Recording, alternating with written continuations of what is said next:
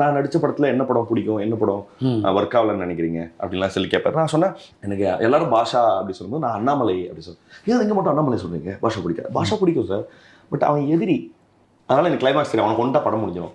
இவன் நண்பன் சார், அவனை என்ன பண்ண முடியும் அப்படின்னா ஓகே அப்படின்னாரு. இல்லை சார், எங்க அண்ணாமலை ரொம்ப பயங்கரமான ஆளா மாறுறான்னா அவனை ஜெயிச்சு எல்லாம் பண்ணி முடிச்சோடனே அம்மாட்ட கொடுத்தம்மா அதை அவன்கிட்ட கொடுத்துருமா அப்படின்னு சொல்லும்போது அண்ணாமலை எவ்வளோ பெரிய ஆள், சாதாரண மனுஷன்ல இருந்து ரொம்ப உயர்ந்த மனுஷனுக்கு போயிடுறாங்க. அவர் படம்ன்றதை மீறி எவ்வளோ இல்லை, ரொம்ப வெரி இன்ட்ரெஸ்டிங்.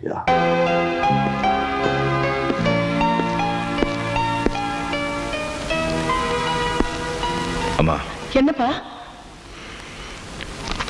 இது கொண்டு போய் அசோக் கிட்ட கொடுத்துருங்க.